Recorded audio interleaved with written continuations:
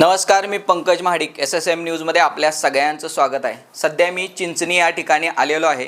जिल्हा परिषद आणि पंचायत समितीच्या निवडणुकीच्या अनुषंगाने या ठिकाणी आपल्यासोबत काही कार्यकर्ते बोलणार आहेत, तर नेमका त्यांच्या काय भावना आहेत ह्या जाणून घेऊया। दादा नमस्कार। नमस्कार।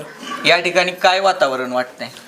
सोनेहिरा खोरा हा नेहमीच पतंगराव कदम साहेबांचा बालेकिल्ला राहिलेला आहे आणि त्या अनुषंगानं त्यांच्यामार्फत इतर समाजातील सर्वांना समाविष्ट करून घेऊन राजकारण त्यांनी केलेलं आहे। त्यामुळं कदम कुटुंबियातील किंवा त्यांच्यामार्फत दिलेला कोणताही उमेदवार असेल आणि कुठल्याही स्तरावरची निवडणूक असेल तर ती कदम कुटुंबीय जिंकतात। त्याचं कारण एक आहे, या भागासाठी सरकार कुठल्या पक्षाचं आहे आणि कुणाचं आहे हे महत्त्वाचं नसून आमच्या सर्व कुटुंबियांसाठी हे सोनेहिरा खोऱ्यासाठी कदम कुटुंब हेच आमचं सरकार आहे। त्यामुळं आमच्या भागामध्ये इतर कुठल्याही उमेदवाराचा कुठलाही प्रकारचा बोलबाला चालू शकत नाही, कुठलीही लाट चालू शकत नाही।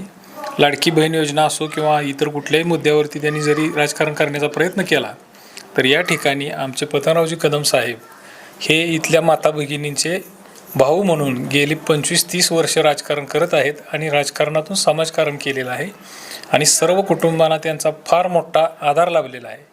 सामाजिक, शैक्षणिक, आरोग्य आणि सार्वजनिक रस्ते बांधकाम असो, पाण्याची तर फार मोठी या ठिकाणी शोकांतिका होती, प्यायला पाणी नसायचं।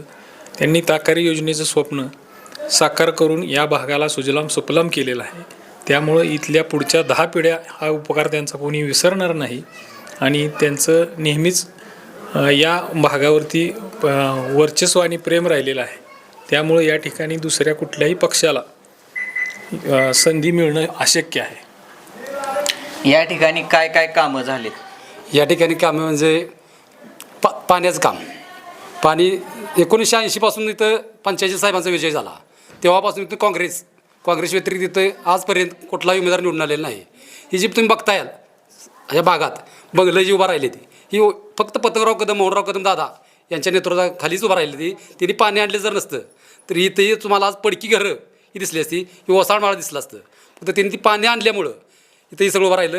इथं रोजगार कारखाना, सुदगिरण, भारतीय विद्यापीठ, भारतीय हॉस्पिटल याच्यामुळे इथल्या विकासाने रोजगार मिळाला, त्याच्याने जगण्याची ताकद मिळाली। यामुळे हे सगळं इथं घडलेलं आहे आणि इथून पुढं आणि याच्या मागं बी इथं काँग्रेसचा बालेकिल्ला आहे, इथं दुसरा कुठलाही उमेदवार चालणार नाही। दादा काय आपल्या भावना आहेत? स्वर्गीय पतंगराव कदमांचा हा बालेकिल्ला आहे। 1980 सालापासून हे दिसते वैभव हे साहेबांच्यामुळंच आहे। इथं सगळीकडं शेती पहिली कोरडवाहू होती, कुसळं होती नुसती।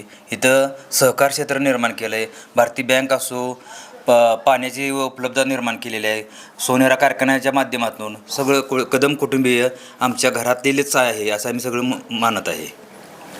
काँग्रेसचे उमेदवार या ठिकाणी विजयी होतील वाटते? विजय नक्कीच होणार हो।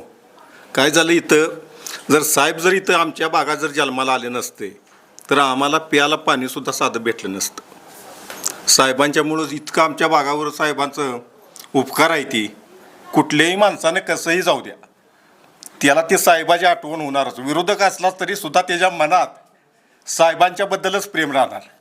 या ठिकाणी विरोधकांचं आव्हान वाटते का तुम्हाला?